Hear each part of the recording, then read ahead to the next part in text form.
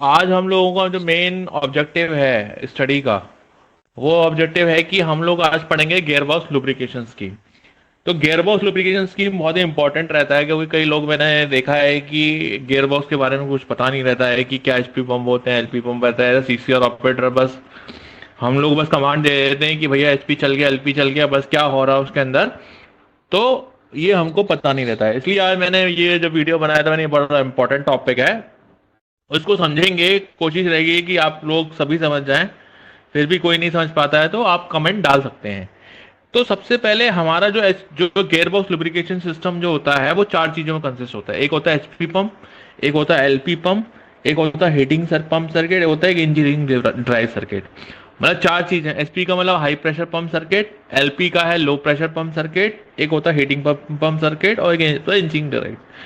तो ये आपको जब ये जो फ्लो शीट है, फ्लो शीट ये मत पूछना कि सर शेयर कर दीजिए, फ्लेंडर का मैनुअल लीजिए, जाके देखिए, उसमें आपको ये फ्लो शीट मिल जाएगी। ठीक है ना।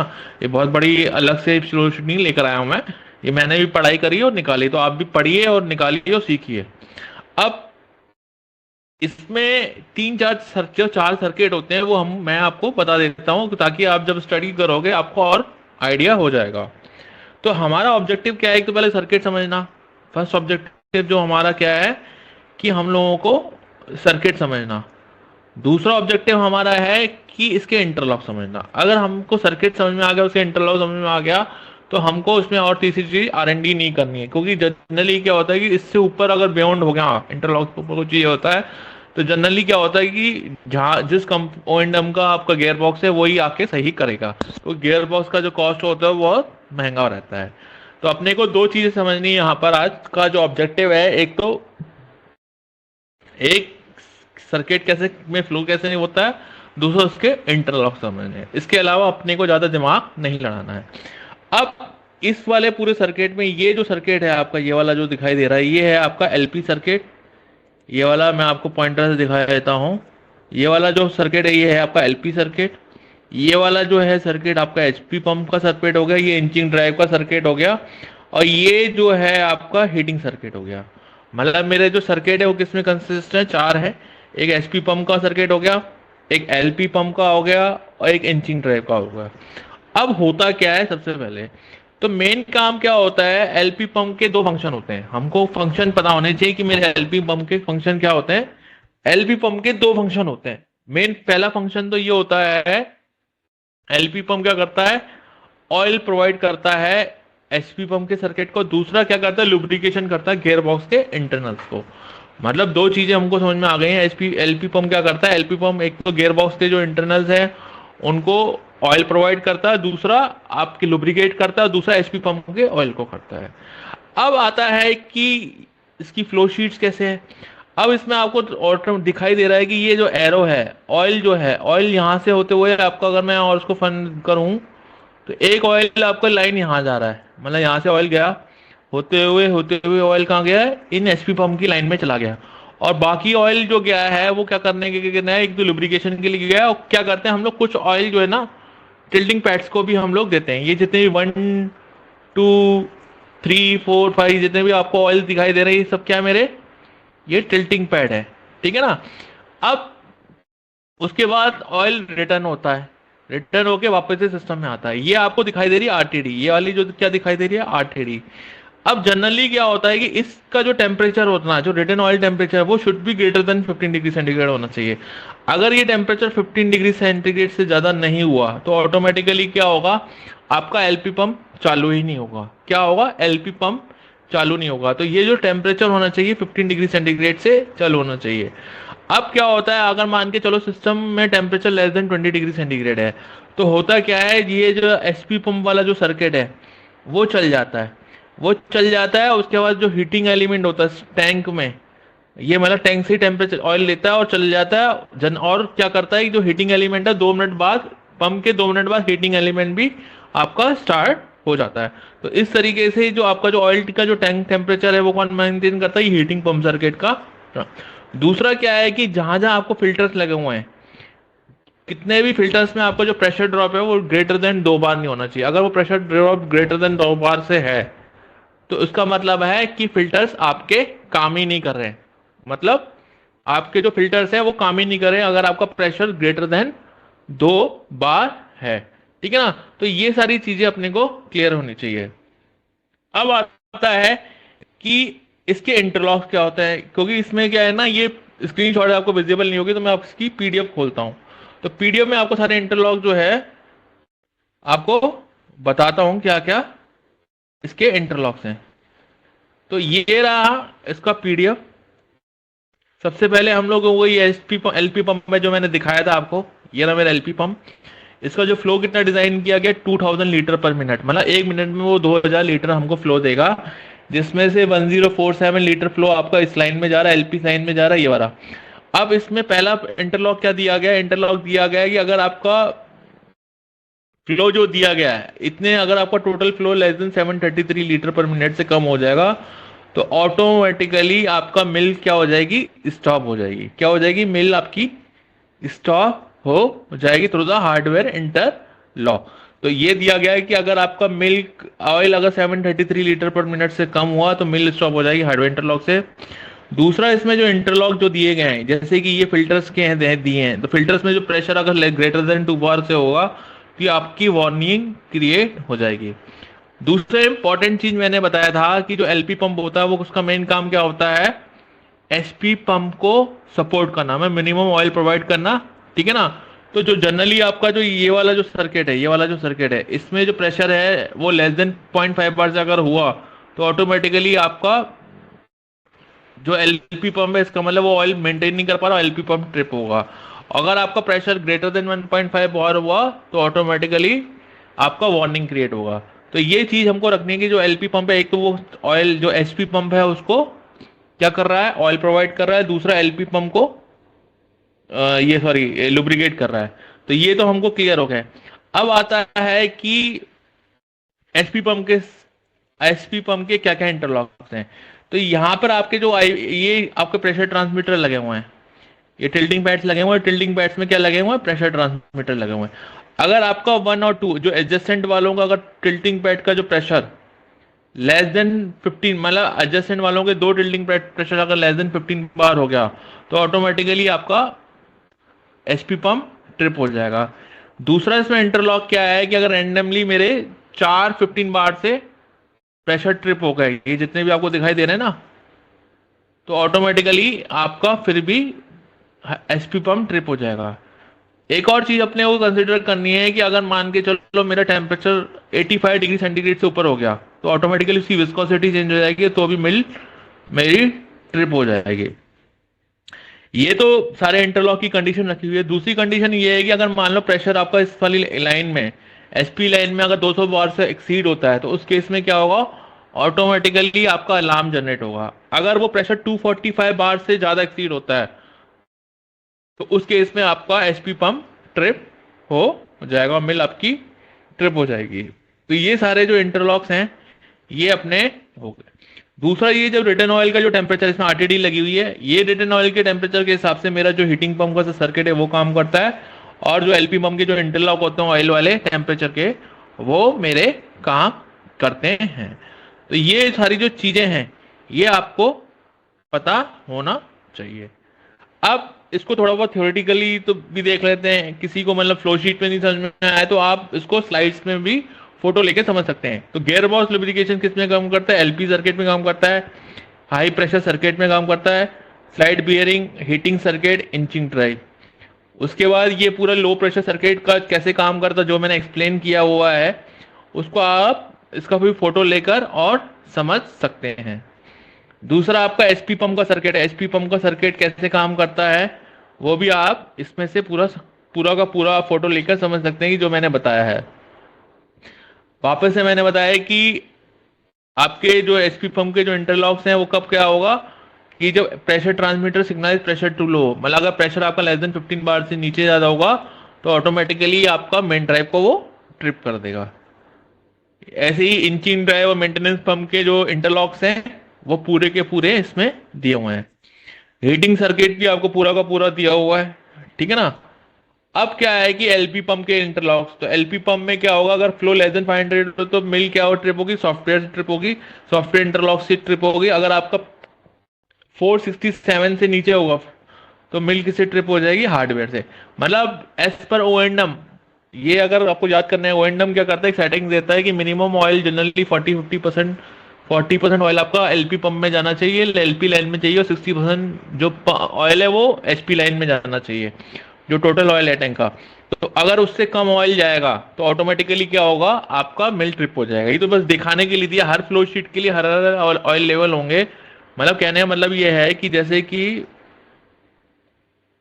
ये टोटल ऑयल है, तो आपका मान के चलो 40% ऑयल जो जा रहा है वो एलपी के लिए जा रहा है, एलपी पर्पस के लिए जा रहा है, और 60% जो ऑयल जा रहा है वो एसपी के पर्पस के लिए जा रहा है। और ये टोटल ऑयल है एक्स, तो एक्स का 40% यहाँ जा रहा है और 60% यहाँ जा रहा है, जो एसपी टिल्टिंग पैड के लिए जा रहा है, 40% जो लुब्रिकेशन के लिए जा रहा है। तो जनरली कंसेप्ट ये रहता है, और वेरी करता थोड़ा सप्लाई। तो वापस से हम लोग देखेंगे, अगर मेरा पंप का प्रेशर 1.5 बार से वार्निंग क्रिएट करेगा, अगर वो 0.5 बार प्रेशर नहीं कर पाएगा तो एचपी पंप को ट्रिप कर देगा। अगर एलपी पंप मेरा अगर 0.5 बार से ट्रिप नहीं कर पा रहा है, प्रेशर मेंटेन नहीं कर पा रहा है, दूसरा क्या होगा, अगर 15 बार से नीचे रहेंगे दो एडजस्टेंट टिल्टिंग पैड के, तो ऑटोमेटिकली मेरा एचपी पंप ट्रिप हो जाएगा। और ये सारे अपने के अपने इंटरलॉक्स दिए हुए हैं, हीटिंग सर्किट के भी दिए हुए हैं कि टेम्परेचर हमारा 15 डिग्री सेंटीग्रेड से ऊपर होना चाहिए तभी हमारा एलपी पंप चलेगा। लेस देन 20 डिग्री सेंटीग्रेड रहेगा तो हीटिंग पंप क्या करेगा, सबसे अगर मेरा temperature less than 20 degree centigrade है ऑयल का, तो सबसे पहले क्या करेगा, आपका पंप चलेगा, उसके 2 मिनट बाद हीटिंग एलिमेंट चलेगा। अगर 26 डिग्री सेंटीग्रेड से पहले ऊपर है टेम्परेचर तो हीटिंग एलिमेंट बंद रहेगा, फिर आपका पंप। तो पंप हमेशा 2 मिनट पहले चलेगा, 2 मिनट बाद तरह चलेगा, ठीक है ना। तो ये सारे के सारे आपको इंटरलॉक्स दिए गए हैं। अब ये तो हमने गियर बॉक्स के इंटरलॉक्स के बारे में पढ़ लिया, लेकिन गियर बॉक्स के अंदर होता क्या क्या, कहाँ कहाँ सेंसर्स लगे रहते हैं, क्या कहाँ का वाइब्रेशन हमको लेने पड़ते हैं, कौन कौन से जगह दिखाता है वाइब्रेशन, उसको भी हम लोग गो थ्रू कर लेते हैं। जैसे कि ये मेरा गियर बॉक्स है, तो गियर बॉक्स के 14, 15, 16 ये क्या है, आउटपुट है, ये क्या है, मेरा आउटपुट है गियर बॉक्स का, ठीक है ना। और यहाँ पर 1, 2, 3 ये जो मेरे को बेयरिंग जो दी गई है 2501, 25 जो बेयरिंग दी गई है, इसमें हम लोग क्या करते हैं, यहाँ पर हम लोग हॉरिजॉन्टल वाइब्रेशन लेते हैं और वर्टिकल वाइब्रेशन लेते हैं। तो ये सारे सेंसर्स लगे हुए हैं, सेंसर्स कौन कौन से सेंसर्स कहाँ कहाँ लगे हुए हैं इसको हम लोग समझेंगे।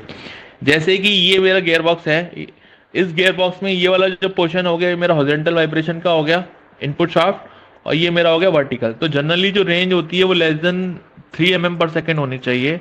अगर इससे ज़्यादा है आपका वाइब्रेशन, इसका मतलब जो आपका अलाइनमेंट है, जो आपका जो कपलिंग का जो अलाइनमेंट है वो प्रॉपर नहीं है। अगर अलाइनमेंट प्रॉपर नहीं है तो आपका जो गियर बॉक्स का जो वाइब्रेशन है वो ज़्यादा चलेगा, ठीक है ना। तो ये सारी चीज़ें अपने को दिमाग में क्लियर होनी चाहिए।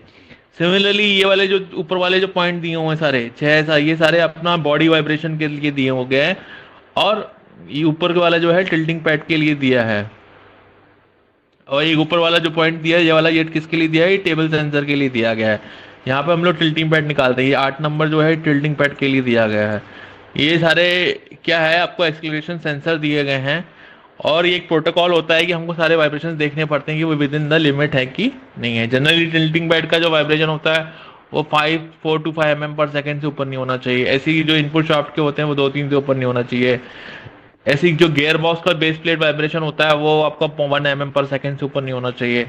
तो ये सारी चीजें अपने को क्लियर होनी चाहिए। ये देखिए, ये सारे जो वाइब्रेशन सेंसर्स हैं वो आपको दिए गए हैं।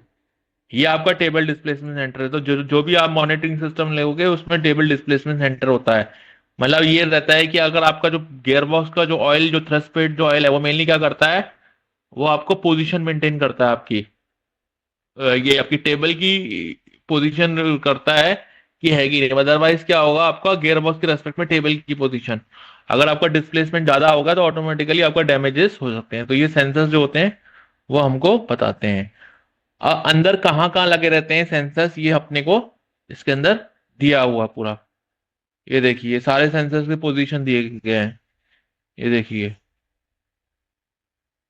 तो ये सारे जो स्पीड सेंसर हुआ, ये डिस्प्लेसमेंट सेंसर हुआ, ये देखिए यहाँ हम gear box base plate vibration ऐसे लेते हैं, उसकी जो वैल्यू होनी चाहिए जनरली 0.2 से लेकर 1.0 mm/s से ऊपर होना।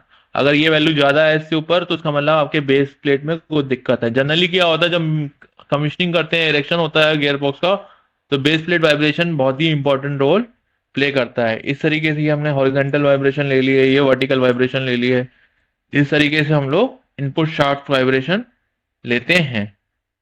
ये थ्रस्ट पैड वाइब्रेशन लेने का है, ये जो टिल्ट पैड का जो वाइब्रेशन लेते हैं उसको थ्रस्ट पैड वाइब्रेशन बोलते हैं।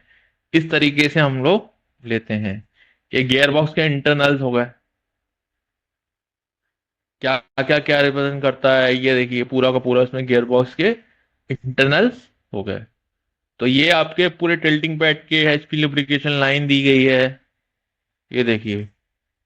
तो ये बहुत ही अच्छा इंटरेस्टिंग टॉपिक है, गियर बॉक्स के बारे में आपको सब पता होना चाहिए। ये actually mechanical point of view से भी पता होना चाहिए, प्रोसेस के पॉइंट ऑफ व्यू से पता होना चाहिए, इंस्ट्रूमेंट के पॉइंट ऑफ व्यू से भी पता होना चाहिए। ये देखिए। अब इसमें एक और इम्पोर्टेंट चीज आता है कि जब हम लोग वाइब्रेशंस लेते हैं, तो जनरली हम लोगों को जो वाइब्रेशन लेते हैं, तो हम लोग जब गियर बॉक्स का वाइब्रेशन लेते हैं तो गियर बॉक्स में तो आपका जैसे इनपुट शाफ्ट हो गया, हॉरिजॉन्टल शाफ्ट हो गया, वर्टिकल इनपुट शाफ्ट हो गया, हॉरिजॉन्टल इनपुट शाफ्ट हो गया, गियर बॉक्स का बेस प्लेट हो गया, मोटर का ड्राइविंग एंड हो गया, नॉन ड्राइविंग एंड हो गया। इस जगह हम लोग लेते हैं। अगर मैं लोशे मिल्स की बात करूं तो इसमें जो पेडेस्टल होता है हम लोग पेडेस्टल पे भी लेते हैं, ताकि अगर पेडेस्टल पे वाइब्रेशन तो नहीं आ रहा, अगर पेडेस्टल पे वाइब्रेशन ज्यादा होगा तो पेडेस्टल पे क्रैक डेवलप हो जाएंगे। सिमिलरली जब रॉकर आर्म पे लेते हैं, रॉकर आर्म के जो जो मूविंग एक फिक्स साइड होती है, मूविंग साइड पे हम लोग लेते हैं, बॉडी पे लेते हैं। तो मेनली जो हम मिल का जो हम प्रोफाइलिंग करते हैं वाइब्रेशन लेने का, तो हमारा मेन ऑब्जेक्टिव ये रहता है कि ये चेक करना होता है कि जो मिल के जो वाइब्रेशन है वो ट्रांसफर तो नहीं हो रहे हैं गियर बॉक्स में। मान के चलो मिल का वाइब्रेशन चल रहा है 10 mm/s और गियर बॉक्स का वाइब्रेशन चल रहा है 1 mm/s, तो इसका मतलब है कि बॉडी का जो वाइब्रेशन है वो गियर बॉक्स में ट्रांसफर नहीं हो रहा है। लेकिन कई बार क्या होता है जब बॉडी का वाइब्रेशन बहुत ज्यादा हाई चलता है तो वो ऑटोमेटिकली गियर बॉक्स में भी ट्रांसफर करता है। तो उस कंडीशन में हमको थोड़ा सीरियस कंसर्न रहता है, क्योंकि हमारे उस केस में गियर बॉक्स की जो लाइफ है वो कमजोर हो जाती है, मतलब रिड्यूस है। मतलब अगर गियर बॉक्स की लाइफ 10 साल होगी तो वो 7 साल हो जाएगी। तो अपने को ये स्टडी करनी होती है कि जो मैं बॉडी वाइब्रेशन ले रहा हूँ फिर उसको गियर बॉक्स वाइब्रेशन ले रहा हूँ वो मेरे होने चाहिए। दूसरा आता है कि circulation factor, mill circulation factor versus specific roller pressure. मतलब अगर मान के चलो ये देखा गया है कि अगर मान के चलो एक पर्टिकुलर प्रेशर, मान लो आपका ग्राइंडिंग प्रेशर आपका 90 बार है, अगर कोई बोलता है सर मैं इसको 180 बार पे चला देता हूँ कोई मिल, तो एक 90 बार पे डिजाइन और 180 बार पे क्यों डिजाइन हो रही। तो ये पाया गया है कि जब आपने वर्किंग प्रेशर बढ़ाया बहुत ज्यादा, तो बहुत ज्यादा वर्किंग प्रेशर बढ़ाने पे आपका जो मिल का जो सर्कुलेशन फैक्टर है वो कांस्टेंट हो गया। मतलब वो एनर्जी ग्राइंडिंग में कन्वर्ट ही नहीं हो रही है, वो वेस्टफुल में हो रही है। इसलिए जो भी मिल्स हम लोग जो डिजाइन करते हैं वो किसके लिए डिजाइन करते हैं, वो डिजाइन करते हैं बेसिकली 12 10 11 या 12 सर्कुलेशन फैक्टर के लिए। कोई ज्यादा रिसर्कुलेशन फैक्टर पे डिजाइन करने से कोई फायदा नहीं है, क्योंकि वो एनर्जी आपकी कन्वर्ट ही नहीं होगी। तो जनरली जो हम लोग मिल्स जो डिजाइन करते हैं, सीमेंट मिल जो डिजाइन करते हैं वो 1200 किलो न्यूटन के लिए डिजाइन करते हैं। ऐसे ही हम लोग जो रॉ मिल डिजाइन करते हैं वो 800 किलो न्यूटन के लिए करते हैं। और आपका ये कोल मिल जो डिजाइन करते हैं वो 600 किलो न्यूटन के लिए करते हैं। तो ये सारी जो चीजें हैं ये अपने को दिमाग में रखनी पड़ती हैं, ठीक है ना। तो हम एक तो इस ग्राफ से ये पता चल रहा है कि हम लोग जितना का जितना प्रेशर बढ़ाते जा रहे हैं, हमारा जो सर्कुलेशन फैक्टर है वो हमारा कांस्टेंट है, उसके आगे बढ़ नहीं रहा है। एक और जो इंपॉर्टेंट जो चीज आती है वो आती है width of the roller, with और डायमीटर। तो ये देखा गया है कि जो विथ और डायमीटर का जो फंडा देखा गया है कि एक पर्टिकुलर विथ और डायमीटर रेशियो पे आपका जो पीक फोर्स होता है वो मैक्सिमम है। अब जैसे कि W/D 0.93 लिया गया है, तो W/D 0.93 पे ये मेरा W/D 3.93 लिया गया। इस वाले जो केस में क्या हो रहा है, आपका फोर्स इतना आ रहा है, और जबकि जब मैं W/D 0.26 पे गया तो मेरा जो पीक फोर्स है वो बढ़ गया। तो कहने का मतलब है कि जो हम लोग मिल डिजाइन करते हैं तो हम मेरा विथ और डायमीटर रेशियो भी इंपॉर्टेंट रोल प्ले करता है। तो ये हमको सारी की सारी चीजें क्लियर होनी चाहिए। दूसरा ये दे रहा है कि effect of increase grinding pressure. मतलब अगर मैं W/D पे ही, अगर मान के चलो W/D का विथ बाय डायमीटर रेशियो ले लिया और उस पे मैं ग्राइंडिंग प्रेशर बढ़ाता गया, तो उसका क्या इम्पैक्ट होगा वो देखा। तो अगर मान के चलो 3 केसेस दिए गए हैं, फर्स्ट सेकंड थर्ड। फर्स्ट वाले केसेस में अगर मैं फोर्स लगाता हूँ 10-20 किलो न्यूटन पर मीटर स्क्वायर, तो ये दिस इज माई, ये मेरा कर्व दिखाई दे रहा है, ये गया, गया और गया। दूसरा वाले केसेस में जब ट्राइंगल है, जब मेरा के टी 5753, ये मेरा के टी है 5753, ये है। और तीसरा मेरा जो है के टी जब 10569 किलो न्यूटन पर मीटर स्क्वायर है। तो इस वाले जो वाले केस में मेरे को पता क्या चल रहा है कि जहां पर 10,569 किलो न्यूटन पर मीटर स्क्वायर है, उस केस में मेरा जो एरिया कवर हो रहा है वो मैक्सिमम हो रहा है। मेरा जो मेरा जो एरिया कवर हो रहा है वो परसेंटेज ऑफ जो रोलर विथ है, ये है। ठीक है ना। दूसरा मेरे को ये बता रहा है कि इस वाले केस में जहां पे मेरा ट्रायंगल है, जहां पे मेरा 5753 है, वहां पर मेरे को बीच वाली विथ पे, मतलब जो मेरा लगभग इस वाले पे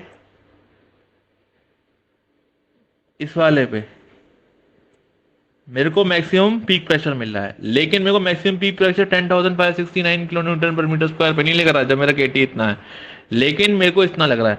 तो कहने का मतलब है कि जब मेरा केटी 10,569 होगा तो मेरा पूरा का पूरा रोलर विथ जो है वो कवर करेगी। लेकिन जब मेरा के टी 5753 होगा तो उस केस में जो मेरी रोलर विथ रहेगी वो थोड़ी कम रहेगी। ठीक है ना। वो यहां तक रहेगी मेरी रोलर विथ, ये रही देखिए। लेकिन जब आपका के टी 10,516 है और बढ़ जाएगा तो वो पूरा का पूरा। तो जैसे जब मैं के टी बढ़ाता जाऊंगा, ऑटोमेटिकली मेरी जो विथ होगी, जो सरफेस एरिया होगा रोलर का, वो बढ़ता जाएगा। अब आता है लाइनर डिजाइन। तो जनरली क्या होता है कि लाइनर डिजाइन में हम लोग सेंटर कास्ट यूज करते हैं, निकल क्रोमियम का टायर यूज होते हैं। लेकिन एज पर मेरा कुछ पर्सनल जो व्यू है कि क्लिंकर मिल के लिए और कोल मिल के लिए आपको सेंटर कास्ट यूज करना चाहिए। क्लिंकर मिल में उसकी जो लाइफ मिलेगी आपको 9,000 से 12,000 घंटे मिलती है, depending upon type of clinker using. दूसरा, अगर आप पोल मिल के लिए जाते हो तो पोल मिल में आपको 5,000 से लेकर 7,000 तक मिलती है, और वो डिपेंड करता है आपका सिलिकॉन कंटेंट। अगर आपका सिलिकॉन कंटेंट ज़्यादा है तो कोल मिल में आपको। दूसरा क्या रहता है कि अपने को और चीज़, एक और कंसेप्ट रखनी है, तो कोल मिल में जो हम लोग लाइनर यूज़ करते हैं वो हम लोग यूज़ करते हैं कौन से, दो तरीके के लाइनर्स होते हैं। एक होता है आपका फ्लैट लाइनर्स होता है, एक होता है स्टेप लाइनर्स। तो हम लोग जो कोल मिल में यूज़ करते हैं वो हम लोग क्या यूज़ करते हैं, स्टेप लाइनर्स यूज़ करते हैं। क्योंकि जो मेरा ग्राइंडिंग होगी तो सबसे पहले वो ये वाला वन आउट होगा, फिर ऐसे फ्लैट होगा, फिर ये वाला वन आउट होगा, फिर ये फ्लैट होगा। तो हम लोग जो बनाते हैं तो हमारा मोस्ट इंपॉर्टेंट चीज़ क्या होती है कि हमारा जो कोल मिल में हम लोग का जो लाइनस रहता है वो क्या रहता है, स्टेप रहता है। और अपना क्लिंकर मिल में हम लोग फ्लैट ही यूज करते हैं।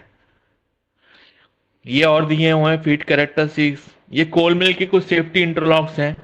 तो खुल गई है स्लाइड तो बता ही देता हूँ क्या है। कोल मिल सेफ्टी इंटरलॉक्स में क्या रहता है कि बहुत ज़्यादा कुछ है नहीं, इसमें 3-4 चीज़ें समझनी पड़ेंगी। सबसे पहले तो अपने को ये पता होना चाहिए कि जो हमारा ब्लास्ट होता है वो होता क्यों है। ब्लास्ट हमारा तभी होता है जब सीओ एक्सेस वॉल्यूम में आ जाए। सीओ अगर 10% से ज़्यादा वॉल्यूम में आ गया सिस्टम में तो ऑटोमेटिकली वो ब्लास्ट कर देगा। उसके लिए हम लोग क्या करते हैं, एक्सप्लोजन वॉल्ट दिया जाते हैं, मिल आउटलेट पे दिया जाता है, बैग हाउस पे दिया जाता है कि अगर आपका इतना वॉल्यूम होगा तो आपका एक होता है कि एक्सप्लोजन जो वेंट होते हैं, एक तो होते हैं कि लेफ्ट साइड डिस्क के वाले होते हैं, मतलब फट गया और उसके बाद कोई इसका यूज नहीं है। दूसरा होता है स्प्रिंग वाले, जिसमें स्प्रिंग एक्टिवेट हो जाएगी, उतना सिस्टम प्रेशराइज होके वो वेंट आउट हो जाएगा। लेकिन ये तो मतलब इंसिडेंट हो गया, इंसिडेंट होने के बाद की प्रोसेस है। लेकिन इंसिडेंट हुआ क्यों, उसका रूट कॉज क्या है, वो हम लोग समझते हैं। तो जनरली क्या होता है कि जब सीओ आपका 10% से ज़्यादा सिस्टम में आ गया, और उसका हम लोग डिटेक्शन कैसे करते हैं। और दूसरा देखा गया कि जब कोल मिल बंद होती है, कोल मिल बंद होने में क्या है कि सीओ आपको ऑलरेडी अक्यूमुलेट है, आपने डिटेक्ट नहीं किया एनालाइजर ने, क्योंकि कोई गैसेज चल नहीं रही थी। तो जब फैन चला, फैन ने क्या किया, सीओ उसको मिला और एक्सेस ऑक्सीजन से रिएक्ट करके CO2 बना। तो कोई भी जब बैग हाउस जब डिजाइन होता है, कोई भी जब बैग हाउस डिजाइन होता है एक पर्टिकुलर वॉल्यूम के लिए होता है। लेकिन अगर उसको एक्सेस वॉल्यूम मिल जाएगा, क्योंकि जब सीओ एक्सेस ऑक्सीजन से रिएक्ट करके क्या बनाता है, CO2। तो ब्लास्ट जो मेन नहीं करता वो CO2 करता है। तो जब मिल बंद होती है तो हमारा सीओ डिटेक्ट नहीं होता सिस्टम में। तो उसको जब हमको डिटेक्ट करने के लिए क्या करना पड़ता है कि हमको पता होना चाहिए कि इसके अंदर है। तो जनरली क्या रहता है कि हमको दूसरे पैरामीटर जैसे टेम्परेचर, अगर आपका अनइवन टेम्परेचर बढ़ रहा हो, बैग हाउस में। ये जो टेम्परेचर डिफरेंसेस जो है आपका, इनलेट आउटलेट का जो टेम्परेचर डिफरेंसेस बहुत ज्यादा हो, मतलब आउटलेट का टेम्परेचर डिफरेंस बहुत ज्यादा हो इनलेट से, तो तो ये सब कुछ पैरामीटर्स होते हैं जो कोल मिल को हमको बताते हैं कि कुछ सब पैरामीटर सही नहीं है।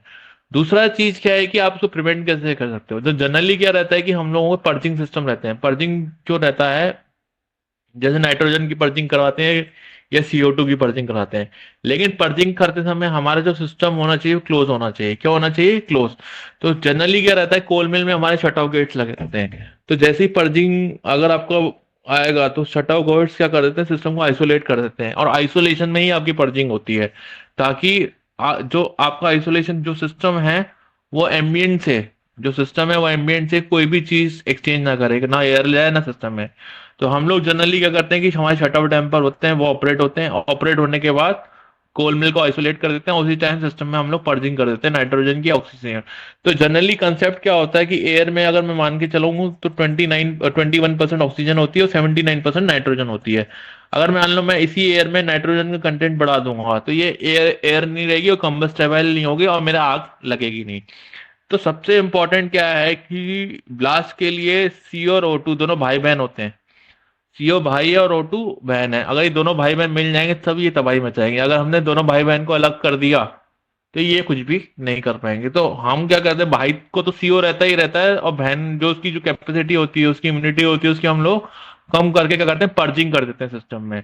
लेकिन उसके लिए क्या होना चाहिए, मेरा सिस्टम क्लोज होना चाहिए। इसलिए जितने भी शट आउट डैम्पर्स होते हैं कोल मिल में वो अपने ऑपरेट होने चाहिए।